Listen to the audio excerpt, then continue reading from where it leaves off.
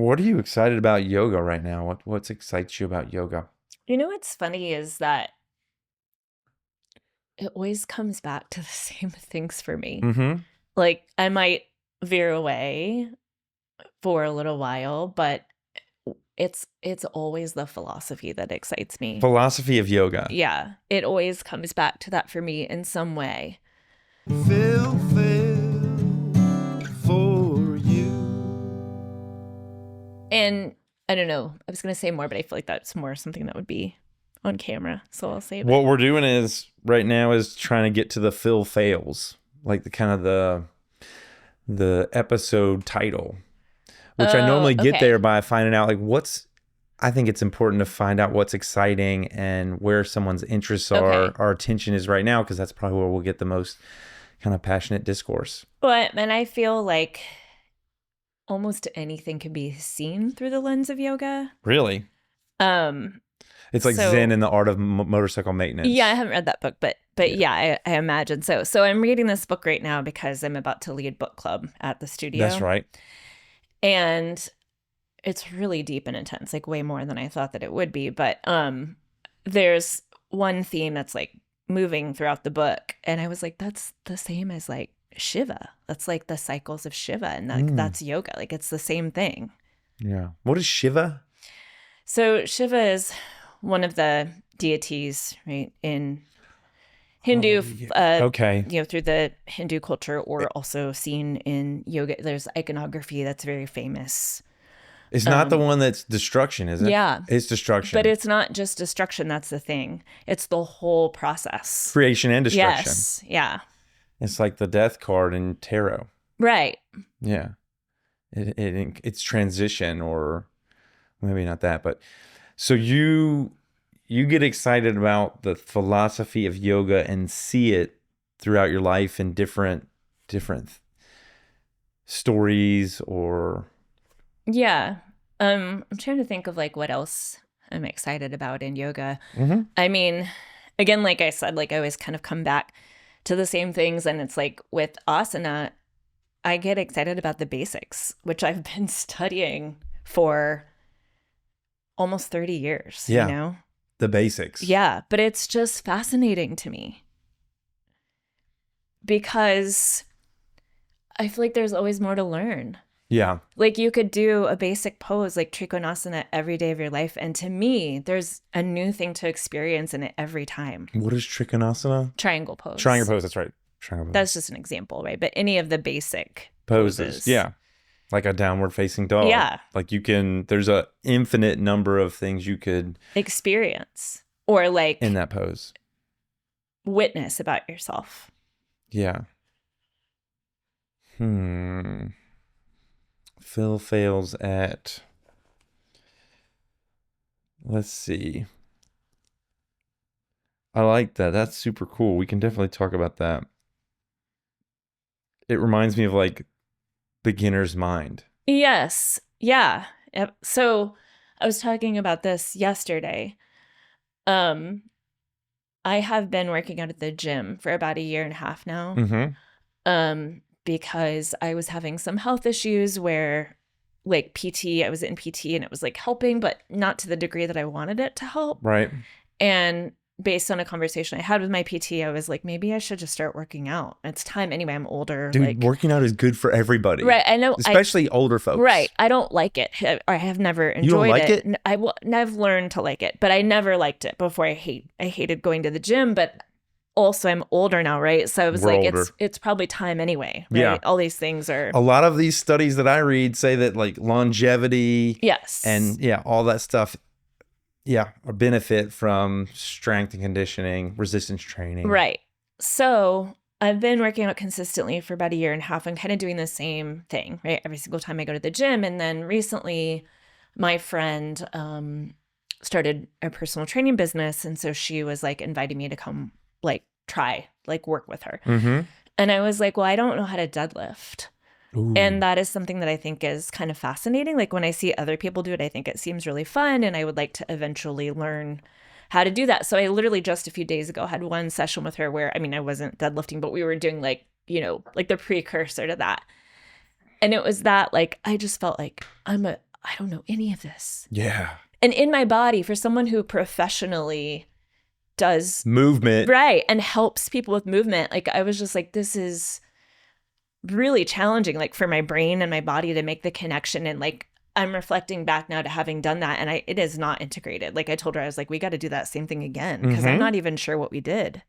That's great for Yeah. your brain. Right. That's like lifelong learning. That's what keeps our brain fresh too. Yeah. And that perspective of like what I experience with her in the gym is what other people experience when they come into the yoga studio. Yes. And you can always go back there, even as someone who's been practicing for decades. It's a little more challenging, but the fact that you can go back there to me is exciting. Yeah. Right. Otherwise, why would I still be practicing, yoga in the movement form? Like I would not, because I would be bored. Right. But it's not boring. It's like, I said, you can do the same pose every day. And to me, it's fascinating every time. Because it's a new pose every time. Right. There's that saying, you never jump in the same river twice. Exactly. I've said that many times in classes. Yeah. You do and you don't. Yeah. Because your body's different. Your mind's different. You're in a different season of your life. Yeah. Every muscle's different. Every skill. You had a different experience when you woke up that morning. Right. That's going to inform how you feel. Mm-hmm. Yeah. That's really cool. And I could see multiple benefit from that experience for you, because you can put yourself in the position of these students who are actually doing it for one of the first times or within the first 100 hours of it. Well, I helped someone with downward dog yesterday, like in class, and then after class he was clarifying, like, okay, so this is what you mean. And that to me is just so wonderful that like it was starting to make sense to him, and he's understanding the pose more. Like he's starting to feel it more in his body. Mm-hmm. Like he was doing something with his shoulders that, it's fine, but like potentially he was internally rotating a lot, right? And potentially that could over time cause some pain and tension, right? And so I was helping him with the external rotation. And then afterwards he was like, so what I need to do is, and we had a conversation about it. And like, that's just like so exciting to me, Yeah. That somebody who's newer to yoga is interested in working in a basic pose and starting to feel what that feels like. Yeah. I could see some folks being like, I just want the end poses, the cool stuff that's in the magazines. I just want you to. And I've had that experience. I want to crow. I want to like, what are some of the hardcore poses? I mean, any of the inversions or arm balances. Yeah. Yeah. That's what people think yoga is. And we're going there. Absolutely. As opposed to like, no, this is a spiritual or a mindful practice that incorporates all of these. Exactly. And like, as far as a class being like physically challenging, it can be that without any of that. Right. It's just like you're saying, mindfulness and awareness. Like if you're moving slow and you're tensing your body, and if you're like engaging, flexing your body, yeah, it's hard. Yeah. Like, I have a regular student, she's been practicing with me for years, and she almost always takes my Tuesday night hatha class. Mm-hmm. And I always think of this story, like someone one time said, oh, I don't like practicing hatha because it's just too easy. And I had shared that with her, and she goes, they're doing it wrong. They're doing it wrong. For sure. Yeah, because I work out now. I go to the gym religiously. I've often called the gym my church now, because there's a congregation. I have a community there. And I went one time, well, numerous times, and this trainer was like, okay, let's do a squat with low weight, but I want you to feel every muscle of your body and go down into a squat as if you're going through molasses, like feel it, and then feel it coming back up. And it was like hard. Yeah, So to move that slowly. To move that slowly and to engage all the muscles of your body in orchestration of the movement. Right. And so anything can be as challenging or as easy as you want it to be. Like, how much of your faculties are you bringing to bear on that movement? Exactly. Yeah. That's cool.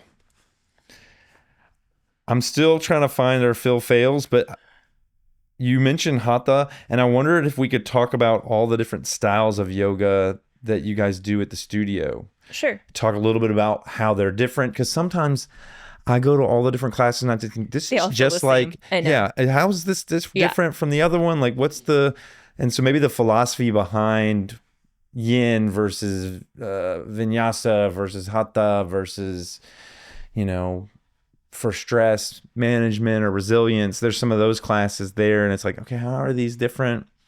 Maybe we could talk about that some. Yeah, I don't want to talk about it a ton just because it's hard for me to know exactly what people are teaching, right? So Yeah. I don't want to like speak wrong to something but Makes sense. But I'm fine with like kind of touching on Yeah, it. a little bit. I'm just trying to think about what kind of things we could chat about. Types of yoga.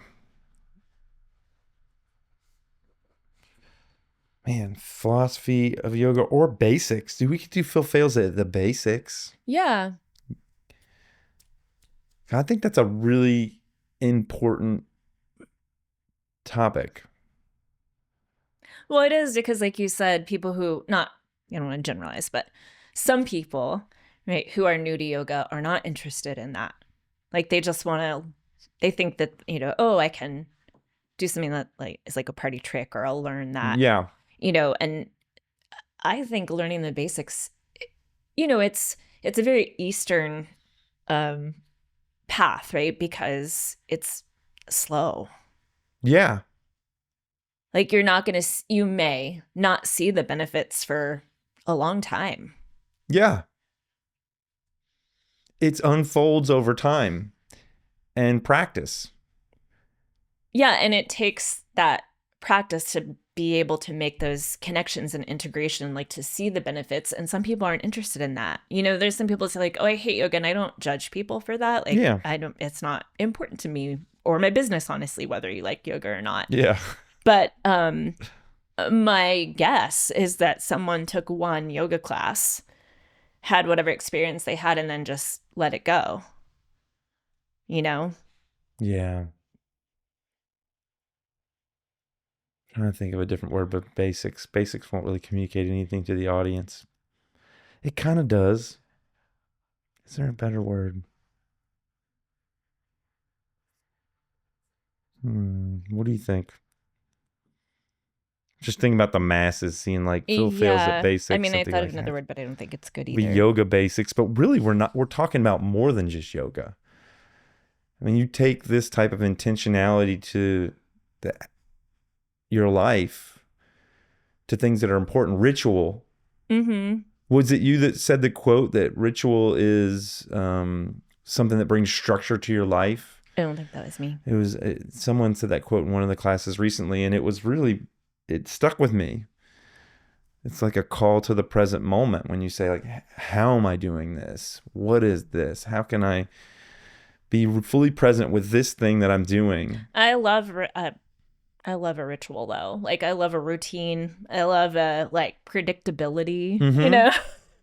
It's so grounding. Yeah, predictability. Yeah, I've sat Zazen at the Austin Zen Center, and they have all these rituals around what's occurring. And when they talk about it, or I talked to one of them about it, and they said, these are all calls to be here now. Right. You're with this thing. I mean, that's what makes it different from, sitting in front of a TV or from, doing exercise on your yoga mat, right? It's those distinctions. Like there's a difference between someone lighting a candle in a church, right? In that ritual versus like if someone then like used that flame to light a cigarette, right? Like that. Yeah. That's a disconnect. Mm-hmm. That's something that takes away like the sanctity of it. And I think that yoga and meditation have that same sort of, to a degree, right, sanctity as well. Like the studio is always clean, mm-hmm. right? And that's really important to me. And that's one of the pieces of yoga philosophy, Saucha. Right? Saucha is cleanliness. Ah. And it's not just like your own cleanliness, but the space, right? You can't have the experience sort of idealized experience if it's dirty, you know? Yeah. Like I have a hard time practicing at home sometimes because I just can't keep my house as clean as I would prefer. And it's distracting. But the studio is always clean. So then you can just relax and like be present. That makes sense. Phails at... I mean, I could talk a little bit more about Saucha and how it's relevant to philosophy too. Saucha. Mm-hmm. That's cleanliness? Yeah. Is It's that- one of the, I'm going to double check this before I say it on camera, that it's the yamas and not niyamas, but it's one of the yamas. Mm-hmm. The yamas and niyamas are sort of like precepts to the yoga practice. Okay. Precepts means like the precursors or like the religion or the, maybe not religion. No, but like the sort of foundational attitudes. Okay. Right. So, and again, I'm going to look just to be 100% sure that I'm not confusing yamas and niyamas. Let me do that now. Okay. This just swivels down. Okay. Just swivel it like that. I feel 99% confident that I wouldn't want to say it on the camera. No worries. Phails at...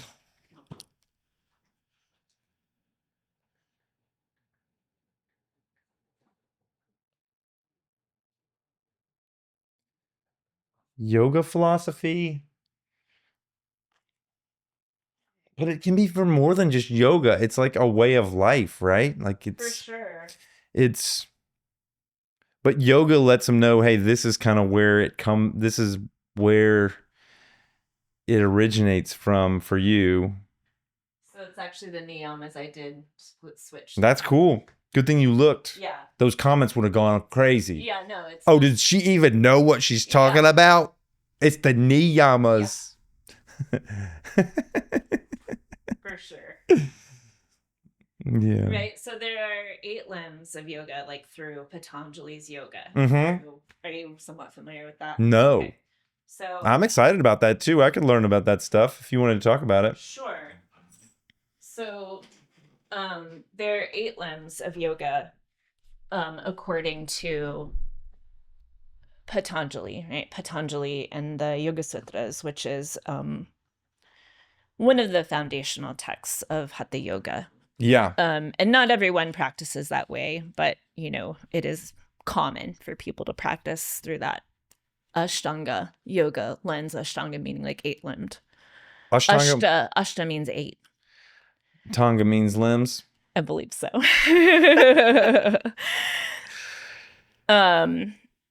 So the yamas and the niyamas are the first two steps of the 8-limbed path, right? And the path, the 8th, is liberation, right? That's where you're headed towards. Dang, that's similar to Buddhism. They got the eightfold path. Right. Which I'm not as familiar with by any means, but yeah. Yeah. Yeah. There's 8 limbs to yoga. So- You're into that. You're into like the history of Oh, yeah. yoga and like the philosophy of yoga. Let's talk about that stuff. So the yamas are the attitudes that you have with your community, and Yeah. the niyamas are sort of the attitudes or behavior that you have with There's yourself. yourself. What would we call that? Phails at yoga history or yoga philosophy, maybe? Maybe yoga philosophy. Okay.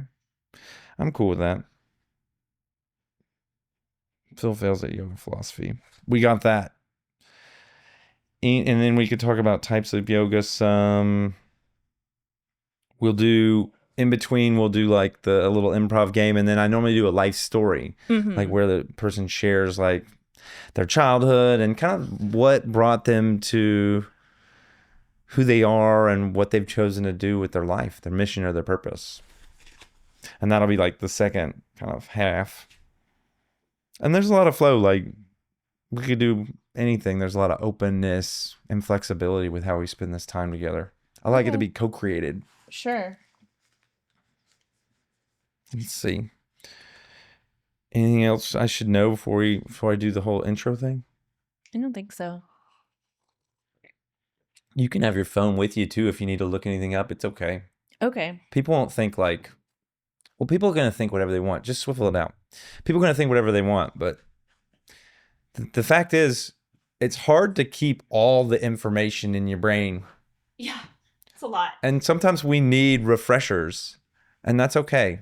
It doesn't make you any less of an expert. Well, I mean, if I were going to teach, I would have sat down and read my book, my philosophy book before, Yeah. But I wasn't planning on talking about that before coming here. It just kind of came up. Yeah. Yeah. It's a little bit closer than you like, but boom. I think that's good.